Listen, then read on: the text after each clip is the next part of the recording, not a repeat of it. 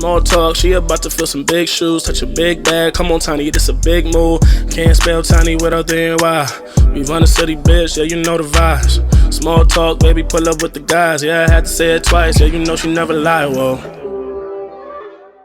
Yeah. Hey guys, welcome to Small Talk with Tiny. I'm excited today. We got a special guest, and like I know I say this all the time about every guest, but I am actually really excited because we personally know each other. We go way back. Entrepreneur, real estate agent. People don't know your story, but that's why we're here to talk about it. Angelo, but I know you as Alo, right? And I got the okay to call you Alo Yeah, you on know your camera. family, so. So we go way back. So I'm very excited just to have you here, talk about what you got going on and reach the audience and help other people.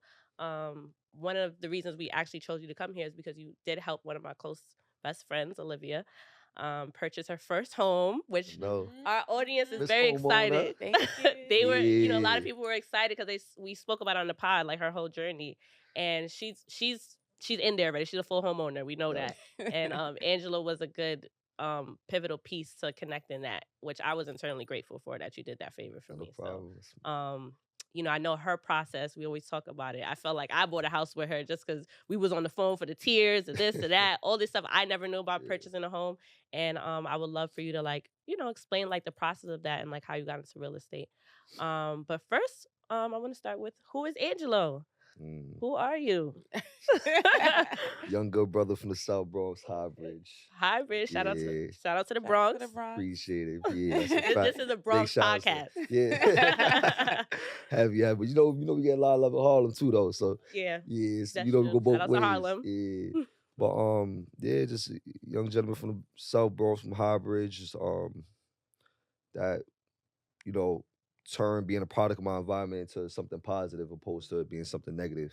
A lot of times we had a conversation of being a product of environment being something negative, right? Not knowing that, all the things that we learned in those environments, the resilience, the tenacious and assertiveness, the ability to negotiate, all these things are actually pros that you could actually use towards positive things to actually elevate yourself. And these are life skills I learning how to adapt from coming from my environment. You know what I mean? So yeah, that's about it. Just trying to make $1.15. That's about it. And just push forward the community and the narrative of pretty much home ownership and generational wealth because we're more than deserving. Absolutely. Um, when did you realize, like obviously we've known each other for a while. For those who don't know, we went to Penn State. Shout out to Penn State college grads here. And just knowing, like you said, you came from the South Bronx and how that interfered and inspired you to be like the worker you are now. But how did you get into like wanting to do real estate? Because I never saw that. Like I would never think you would do real estate. I'm so happy you said that. I'm so happy you said that. Like I tell people all the time, like when I moved to the DMV back in 2017, I ain't know anything about home ownership. Right. I ain't know anything about real estate. Like that was not my lane. That was nothing I had ever had any interest in at all. And you guys know me. I've always been a hustler. Always been getting to the bag. And I never looked at it as a vehicle. You know what I mean? So the way I got into real estate was asking questions. And the question I had asked was, can you curse it? Yeah. Or, Limited because of YouTube. Limited. Yeah. All right. But the question I asked was like, how the hell do I avoid taxes? Well, you can't avoid them, but I learned that you could work them to your benefit. And my mentor who I asked, Allende, everything that who I asked, he was asking me, like, yo, though, you have any kids? I'm like, nah. He was like, do you own any property? Nah. You got a business? Nah. He was all right, cool. So he pretty much broke it down to me how he pretty much created an LLC, created a business, right? He owned 2 properties at that time. So he created the business as a property management business, right? And hired his own business. So now the work and everything that he's gonna do for his properties regardless is now write-offs, right? Because now the business is doing it. So I'm like, yo, I ain't gonna hold you. I love strategy, right? I love finding loopholes. So I'm like, that's genius. So I started to pretty much apprentice underneath of him, watch how he did the property management until I was confident enough and had enough knowledge to start doing it myself. Then we created our business together, joint venture, 2 borough investments. He from Queens, I'm from the Bronx, so that's why it's 2 boroughs. Then from a property management, me putting myself out there, I'm getting new clients, networking with people, let them know exactly what I do with property management. And it just so happened that one of the parents of my children, the child I was teaching, 'cause I was working in education at the time, right? Mm. Right. Yeah, the one of the parents of the of one of the children I was teaching, right? It was just listed as top 1% of black realtors in the nation. And I had no Oh. clue. So I'm pitching my property management business to this man, not knowing who he is and what he's about. And he put me on to the whole like coming what was a realtor and everything. That now when he told me about it, I was going to the certain events, seminars, events that they was holding, everything. I'm like, this is really cool, but that's nice. Like I love this information. It wasn't until 2020 during COVID when we were forced to pretty much go everything virtual. So now I'm on computers waving high. Y'all know me. That's not me. Like I like to move. I like to get around everything. I like to be proactive. Um, so I was talking to him about it. He was like, "Well, get your real estate license." And I'm like, "Nah, I'm not interested." Like I know my purpose. Like that's one of my biggest blessings that I actually know my purpose. I know why I'm here. I know that's to serve. I know that's to push forward a narrative for our community. That's to build a community. I owe that. You know what I mean? So I'm like, I can't do that because in my mind, I'm doing that by working with the kids. You know what I mean, being that person for them that I wish I would have had when I was growing up. Right. And Keith being a salesman that he is, he was like, yo, bro, there's other ways to serve. So when I started shadowing him and seeing what he was doing with his clients, I realized that in real estate, it's a different type of curriculum, right? The curriculum are pretty much about financial literacy that teaches generational wealth. And I'm like, yo, I could do so much more for a large, like pretty much like a larger stage by going the real estate route. Because think about it, I ain't know anything about real estate growing up, right? Because I ain't know anybody that owned anything. Right. That wasn't the norm in our households, in our culture, and everything like that. So I'm like, yo, like your kids, home ownership is gonna be regular to them now.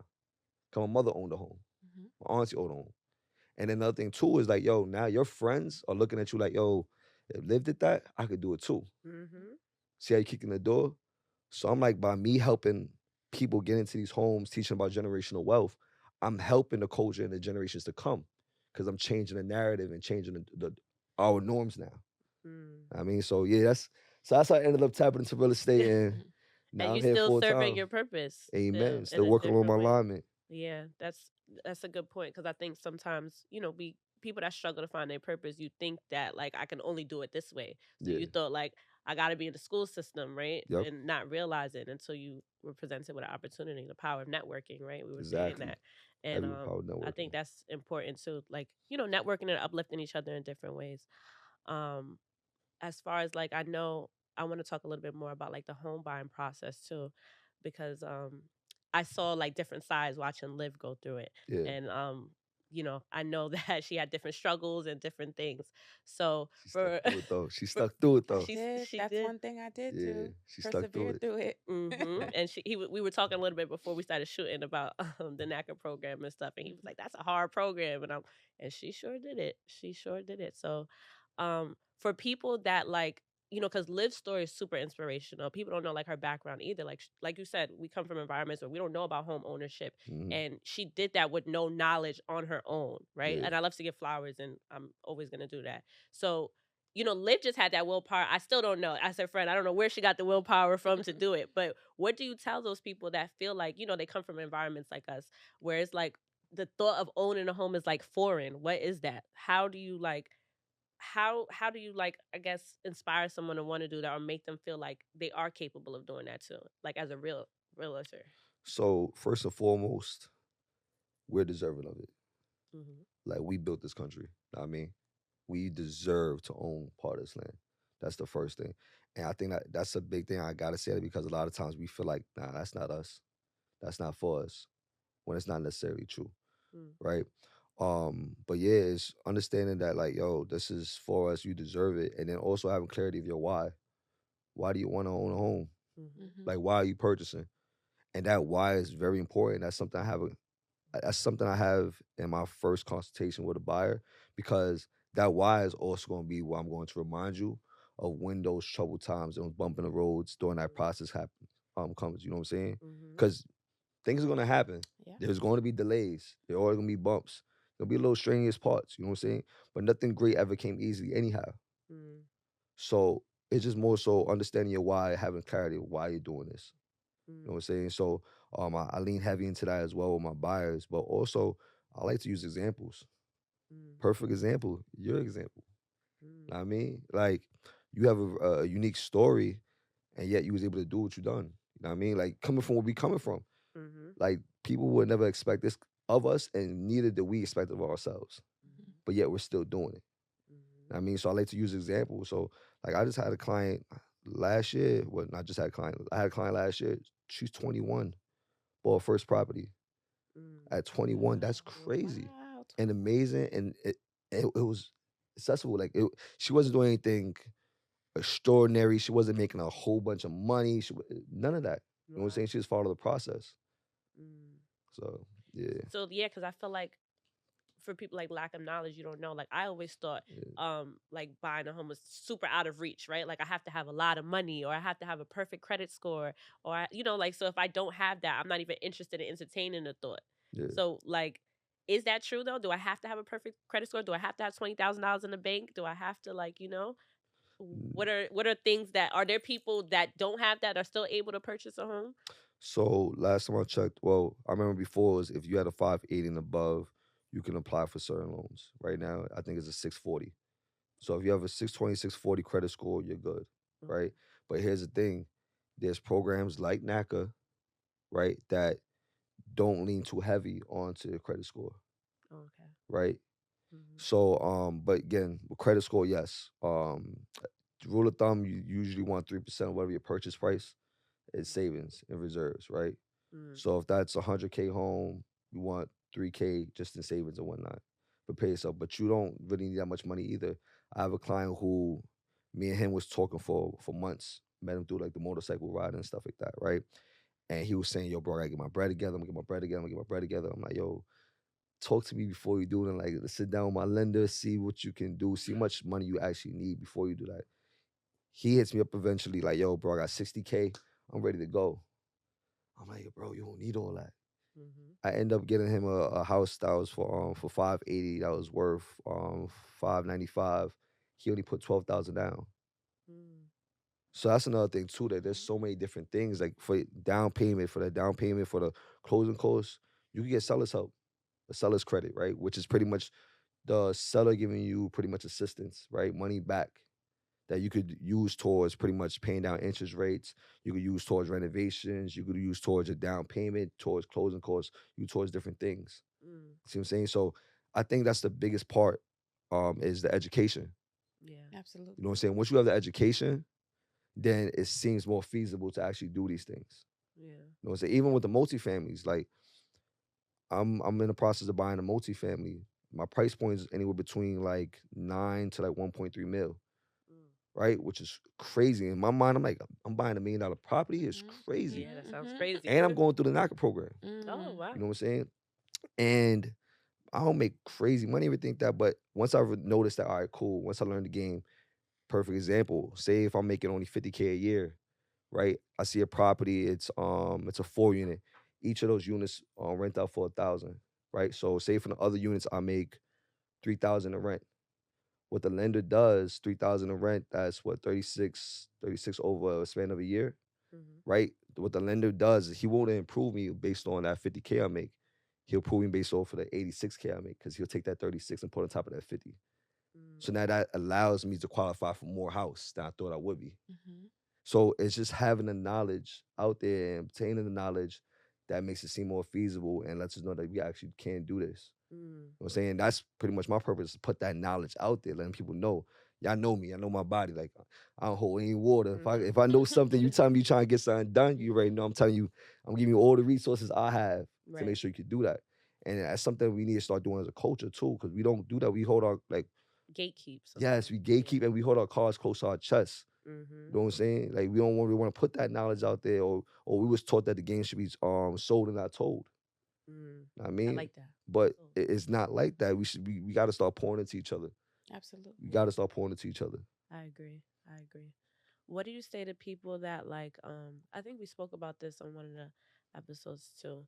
Um we were talking about like Liv, she's a single woman, no kids, purchased her first home on her own, right? and we were talking. It's kind of like changing gears a little bit, but it was a little nerve wracking. We were talking about like as a woman purchasing a home because typically when we think about it, too, that I think that's like a perception we have. Like I know I did like purchasing a home. I'm gonna have my husband and my kids, and we're gonna purchase a home together. Yeah. So Liv is doing the opposite, right? Which is super inspirational. But we were saying like other women felt like, is that intimidating? Do you like what do you say when you find a woman that like, or even a man like, I want to purchase a home as a single person, but I don't know if it's gonna come off like I'm intimidating to others when I'm trying to build my family. Like, what do you think about that concept? I encourage it. Yeah. I encourage it. Like, I love what you did, sis. Thank you. I love what you did. Thank you. And it's funny because if you actually look at the statistics now, majority of home buyers are single women. Oh yeah. Yeah. Wow. Majority of home buyers right now are single women. There's more single women purchasing homes than single men. Wow. So I completely encourage it because the thing is, you gotta think of it like this. You gotta think big picture. You're building an empire together when you are in a relationship, right? And you're gonna try to find someone who's equally yoked, right? Mhm. So if you have your property and he has his property, that's a beautiful thing, right? Y'all both use your FHAs, you both got it there. Now when it's time for y'all to make that next step, where y'all want to move together, go cop that next one. Now y'all both have rental Investment properties yeah. that's gonna pay for that mortgage of your next house. Yeah. Opposed to y'all trying like if y'all trying to do it together, buying your first homes, especially if you're married. If you're married, now you're gonna use your FHA once, right? That 3% down at once. Opposed to if y'all are not married, right? And y'all both use FHA separately. Excuse me, y'all buying two properties, right? And that's gonna again contribute to the home. Yeah. Know what I mean? And then just taking it even further. I mean, I have kids. That first property, which was either hers originally, right? Mhm. That's the college tuition right there. The property that's his, that's covering the mortgage. You're still helping each other. Mhm. You see what I'm saying? And honestly speaking, if someone's intimidated because you're a homeowner, they're not for you. Why would you want to be with somebody who's intimidated? Mhm. You know what I mean? Like, you gotta know your value. You gotta know your value. If they intimidated, cool. I look at it as like a filter, pretty much. Yeah. You know what I mean? So, like I said, I encourage it completely. If someone feels intimidated because you a homeowner as a single woman or vice versa, Yeah. they're not for you. Keep pushing. You're gonna find your person. Simple as that. Yeah. Not for you. Keep it moving, sis. Yeah. How do you feel about like? I know this is also like an ongoing back and forth combo. I battle with this too. How do you feel about like renting versus owning a home? Because I like me. I did grow up in the house, um, but so I know like the pros and cons to having a house. I mean, my house was very overcrowded, but I know like even like here and live like this everything you have to do on your own as a homeowner. So sometimes I feel like I'd be more comfortable maybe renting, right? But sometimes people look at that like it's better, like I'm superior because I own a house versus renting an apartment. Yeah. So like what are your thoughts on that? Like if like is it whatever floats your boat kind of thing, or I wouldn't say that. I think again it's just perspective and knowledge. There's nothing wrong with renting, right? But you should always look towards home ownership. Perfect example. Like I said, perfect example. Even if you're not going, say you apartment living, that's your thing. Like me, perfect example. I don't really want a house. yeah, that's how I feel. I don't really want I mean, like I grew up in an apartment my entire life. I Mhm. love apartments. Like even when I moved to DC, I was living in a house. There was rooms I've never went into. Like I don't need all that Right. space. You know what I'm saying? So I'm more comfortable in an apartment. You know what I'm saying, or a condo or something of the sort.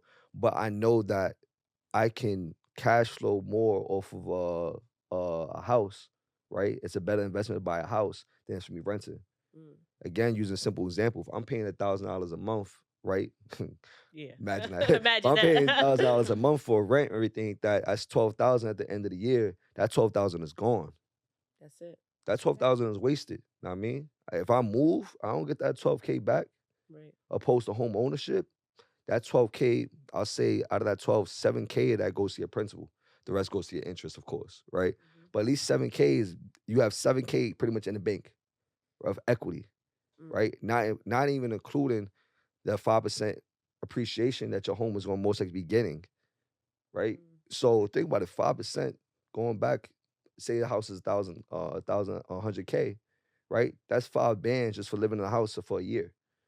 So take that 7K, 5 bands, you just made 13K doing nothing, living. You know what I'm saying? So that's why I encourage home ownership opposed to renting. Even if you're not going to live in the house, it's a good investment. It's a good investment. That's what it is. And you got to think about it. You got to think bigger than yourself. You got to think outside of your comfort. Right. I plan on having kids. I have grandkids. I mean, you have god kids. Yeah. You have siblings. You have family. My game plan is when I go, I want to be able to pass over all these properties to my family, right? Have them have that passive income. That's another thing too about real estate is like, yo, that's the only occupation where if something happens to you, someone could take your place. Yo, say you're a doctor, right? You pass away, your child can't just become a doctor now. It doesn't work like that. Right. But say when you're a landlord, you pass away, that property goes to your child is instantly now a landlord. Wow. Right? That's a good point. I never thought about it like that. See what I'm saying? So you gotta think larger than yourself. You gotta think more outside of your comfort. You can't be content and just being comfortable. Because comfortable in your comfort is a safe space. But yo, no risk, no rewards. And we all go-getters. That's how we here. Yo, Tiny, you got a podcast. Come on, baby. You know what I'm saying? Stop. Yeah, like you gotta get out your comfort zone. You gotta get out your comfort zone. Yeah, it's true. I think growth is uncomfortable. And I think people have to get used to knowing that. Yeah. And it's a challenge. Because even with myself, with anybody, whenever you're doing something, even with Liv, when buy her home, that was a very uncomfortable process for you. Absolutely. So speak about that a little bit. The process itself was just a lot. And I was one who didn't go into it blindly. I did research on home ownership for probably about 2 years before I decided to go into NACA. Just like talking to different lenders to see what type of things I would qualify for, right? Yeah. What type of programs are out there? What exactly would I need for for me to be considered a good candidate to purchase a home? Then I found out about NACA. I'm like, oh, this seems like a good program. Let me give it a shot. And NACA took me through the ringer. They don't tell you this in the introductional webinars, but they definitely put you through the ringer. I liked calling it the welfare program because it's a complete, like when you go to the welfare office and you dealing with your caseworker and your caseworker is like, I need you to submit this. It's like, I was here last week and I gave you that. Why don't you have it? It's very much like that, dealing with NACA and the fact that they have a high turnover rate. So the caseworker that I have is not going to be who I have in 3 months, and the struggles that come with that. But I will say that now that I'm at the end, I'm happy that I was able to complete it despite the stress that NACA put me through, because this is something that has always been a goal for me, like owning a home. And reason why I wanted to do it is because the intention was bigger than what I could do for myself, right? It's like, now I have a place for my mother to come. God forbid my mother ever falls on hard times, right? Her and her sister have the chance to live with me, right? Let's say my sister wants to go out of state for college and it's in the Delaware area, right? She can always live with me. And it's an opportunity for her to get outside of New York, see something different outside of the Bronx, and me, peace of mind, having a peace of mind outside of New York City is like so conducive to my mental health. So it's not just what I'm able to do for myself, it's also what I'm able to do for my circle and how can they benefit from this also. I don't know about recommending NACA. I think if you do want to go through NACA, you have to do your research, like talk to people that went through the program. And see if that is something that can work for you. If you have time restrictions, like, yo, my lease ends in 6 months, I need to be in the house by NACA is not for you. It's not for you. It's not for you. Give yourself a year, a year and a half, maybe. So let me also talk about the benefits of going through NACA, right? Think about it. No down payment. No down payment. Right? No closing costs. That's 6% of the closing. That's 6% of the purchase price right there, because 3% for the down payment, 3% for closing costs. No PMI, right? Which is private mortgage insurance. That knocks off pretty much about $100, $200 off of your monthly payment, right? So no PMI, it's conventional loan. they're flexible in your credit score. So you can have a below subpar credit score and still get approved. Now, if you have derogatory remarks, things like that, they're gonna have you work on those things, but they're not really focused on the score. They're more so focused on what's on your report. Okay. You know what I'm saying? So that's a lot of benefits. Oh, the And guarantee, lowest interest interest rates. rate. Yeah. Yeah. And then for every, mind you, because you don't put down, you have no pretty much down payment. For every 1% that you put down on the property, if you choose to, you buy down your interest rate by a quarter. Right? So there's a lot of benefits. I tell people all the time, NACA is probably one of the best programs on paper. But again, nothing great ever comes easy. So it's also one of the most very tedious programs as well. Yeah. Right? And like you said, there's a lot of going back and forth. There's turnover. There's a lot of bumps in the road. It's not easy. But it's the best situation. Like my man Harrison Beecher, Ryan Butler, my team leads everything. They're very first, mind you, these are now like big people. You know what I'm saying? They have extensive real estate portfolios. Their first homes were bought with NACA that they still own today. Wow. And I also tell people also, your first home is your foundation.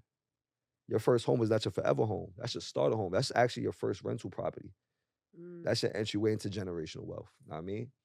So that was again, like it's very difficult. If you do have a time limit when you try to move, NACA might not be for you. But if you do have a year out, you do have that time span to do it, I still highly recommend it. Because yes, it's very strenuous. You're gonna go through it, but it's worth it. It's worth it. That's what I was gonna ask. You know what Do I'm you saying? feel like after all is said and done, do you feel like it's worth it? Yes, because I was able to save more money going through NACA than I would have with a more like conventional traditional lender. Yeah. That's good to know. That's good. I want to switch gears a little bit too, because you know, my podcast, if you ever watched like prior episodes, like my niche and what we always like to talk about is I'm a mental fan, health. so of course I'll be watching. Thank you. Big fan of small talk. You know, so we like to talk about mental health. So I just wanted to know, like, your thoughts. I know that doesn't really tie into real estate necessarily. What's the preparation for it though?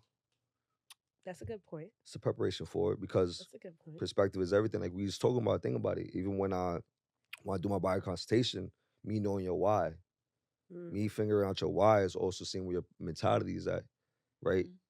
And also just knowing how a person's type of individual they are, like they style, is very important too, to see what they're meant to. If I notice someone who has high anxiety, I know exactly how I'm going to go about this whole process with them.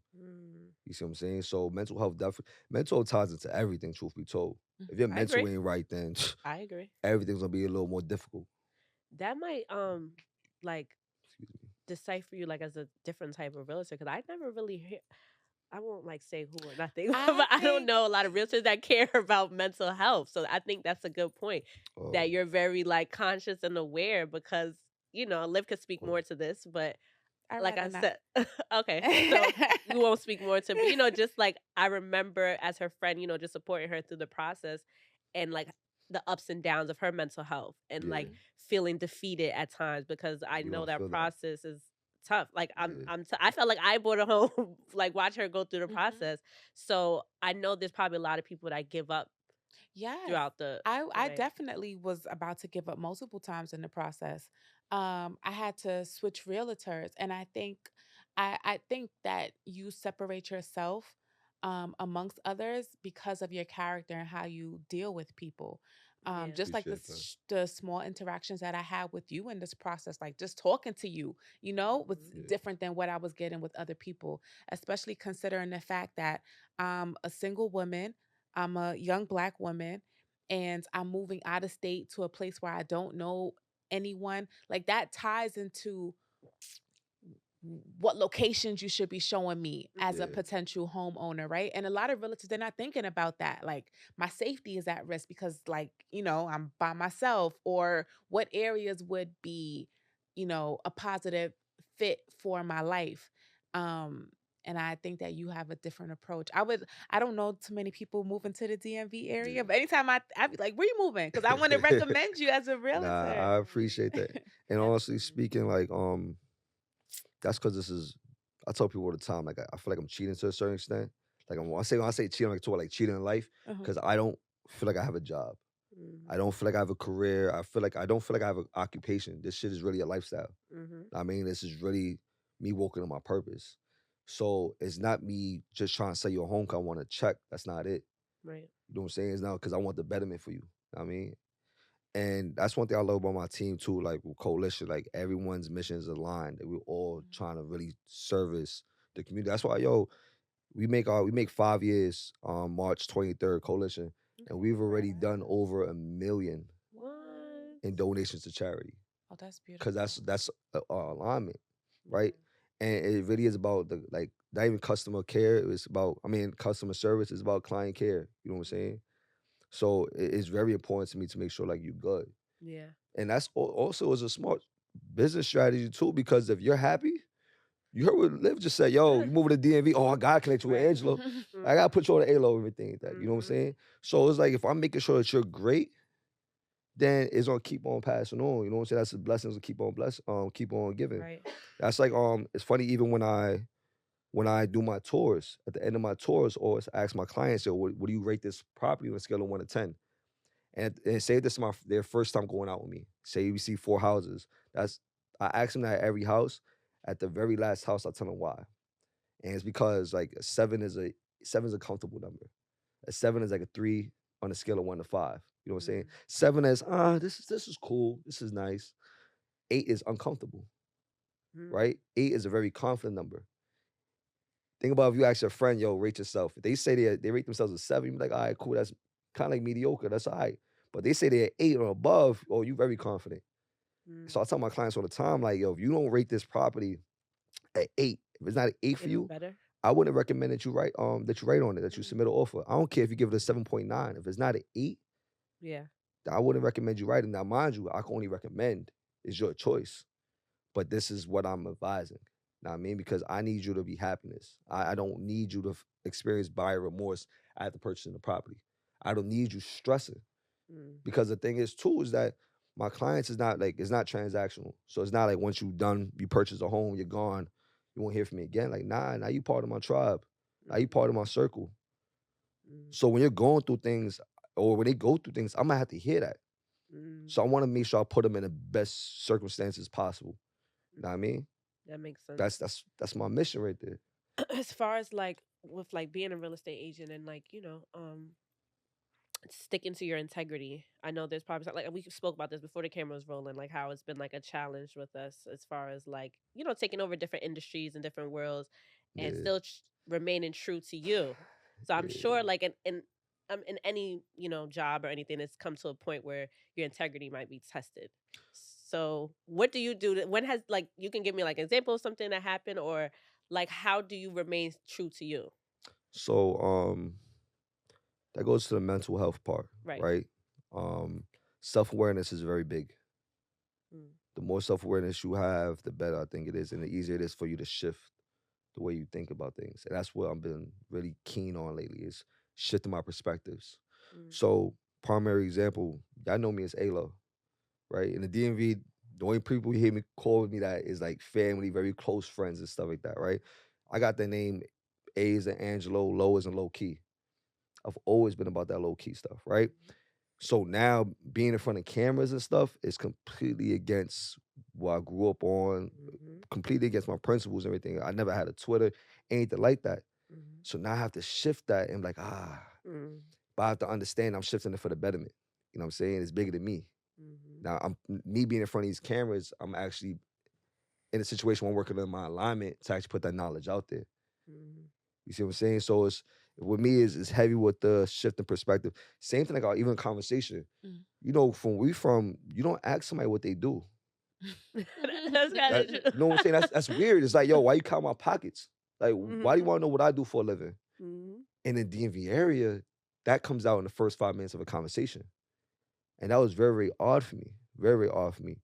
And again, that it's the integrity thing. It's principle. Like, you don't ask somebody what they do. You don't ask them how they get money. I mean, it's just weird. But I had to shift that understanding, like, yo, that's not what it is. Because the thing is, when they're asking what you do, a lot of times it's coming from perspective of how can I add value to you? How can we get money together? Right. Right. But again, it goes against what I was grew up knowing. Right. So it's just also like, just again, just shifting your perspective understanding what the greater value of these things are. So, but at the same time, if it's something that's really like that's challenging my character or my integrity, I also know that not all money is good money. Learned that in the streets. Yeah. You know what I'm saying? So it's like, yo, if I need to do X, Y, Z to get this deal done, everything that and it goes against my character, I'm good. I'm good. I don't need it. Amen. God gonna open another door for me, you know what I mean? Mm-hmm. What are your thoughts about therapy? Oh, what? Yo, I love it. Yeah. I'm an advocate. Yo, you know how every year you plan your goals? Mm-hmm. Every year my goals consist of at least converting at least 10 of my friends or close friends or associates to get into therapy. Wow, I love that. That's how heavy into therapy I would not be where I'm at right now if I didn't like go through my therapist. And I had 6 therapists, I mean. Mm-hmm. That's another thing too. There's still people. So not every therapist is the right therapist for you. Right. And not all therapist styles are for where you are in life at that point. Like I had a therapist that was straight business. He helped me with pretty much like code switching, learning people's disc styles, everything. That's like communicate with different people with different styles. He was great for that, but he couldn't teach me about. He couldn't really help me with emotional intelligence, right? Yeah, that's important. My therapist now, like me and her biggest thing right now is me getting out of a survivor's mentality to a thriving mentality, right? I always thought I was taught to be a paper chaser, right? I didn't know that I could actually attract that, you know what I'm saying? That's the thriving mentality. The survival is chasing it. Yeah. Thriving is, yo, letting it come to you, attracting it, putting yourself in predicaments where you attract it. So there's so much I learned in therapy, even when I was inside, like going to anger management, right? Anger management is therapy. And that's another thing. So you have to be ready. You have to want to do the work. Right. I don't want to be angry anymore. I don't want to be hostile anymore. I don't want to be rah everything. Like the way everybody knew me before, I don't want to be. That's not how I want to be. You know what I mean?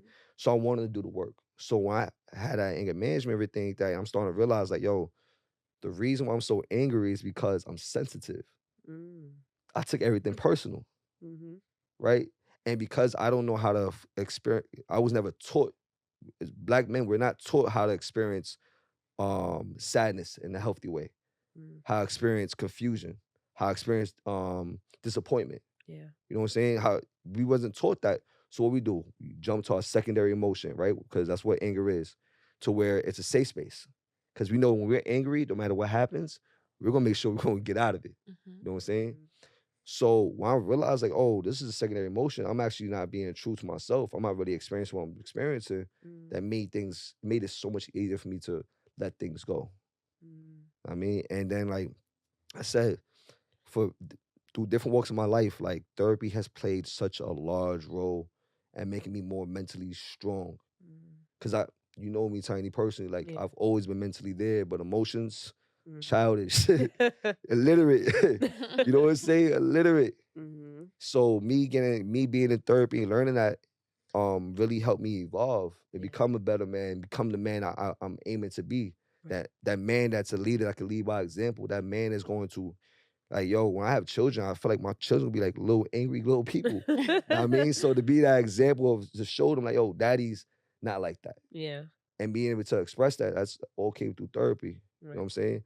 And another thing I just want to tap into as well is like, yo, I remember my brother Flex, one day he called me. I'm like, yo, he was like, what's up? I'm like, yo, I just got out of session. He was like, type of session, like a gym session? I'm like, nah, therapy session. And he was like, oh, bro, what's wrong? and at this point in my life, I was good. Like, I'm like, none, I'm chilling. Like, honestly speaking, bro, like, I'm good.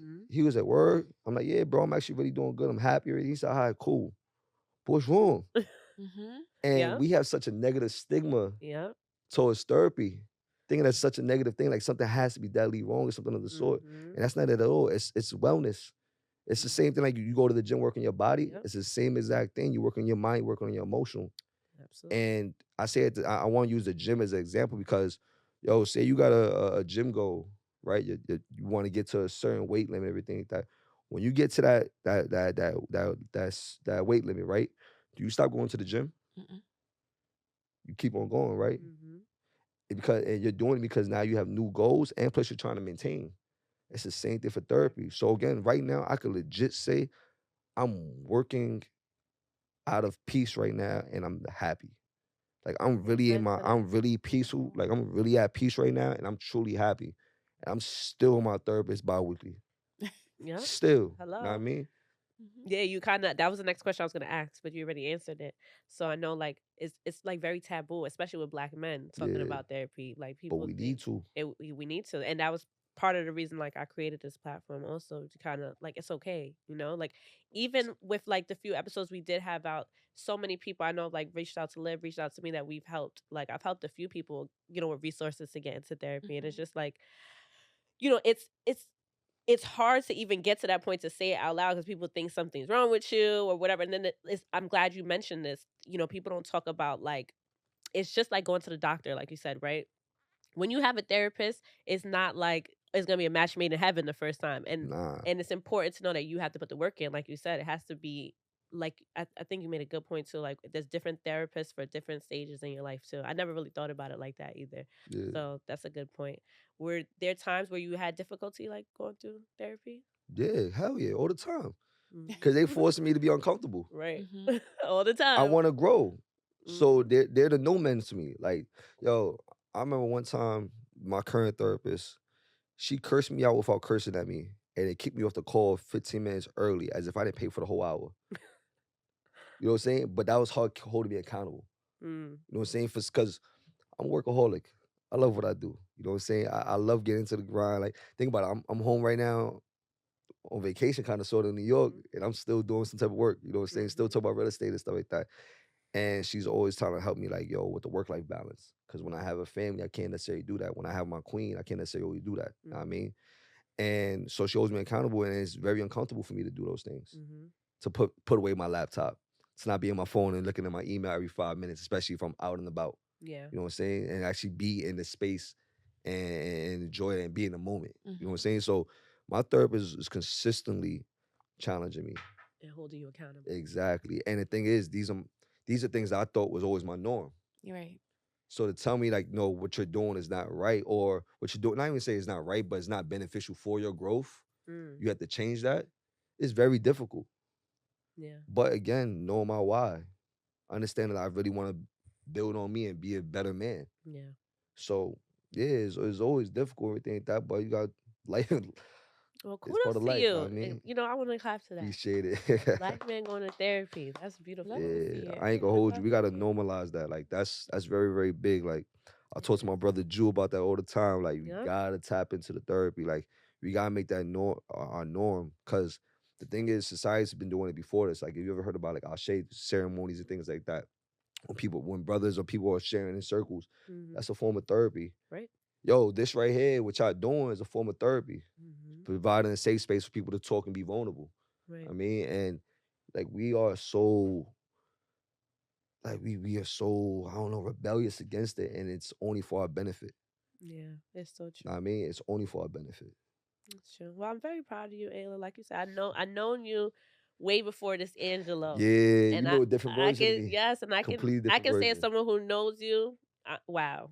You know, so kudos to you. Like you did that. You put the work in. That's dope. That's fine.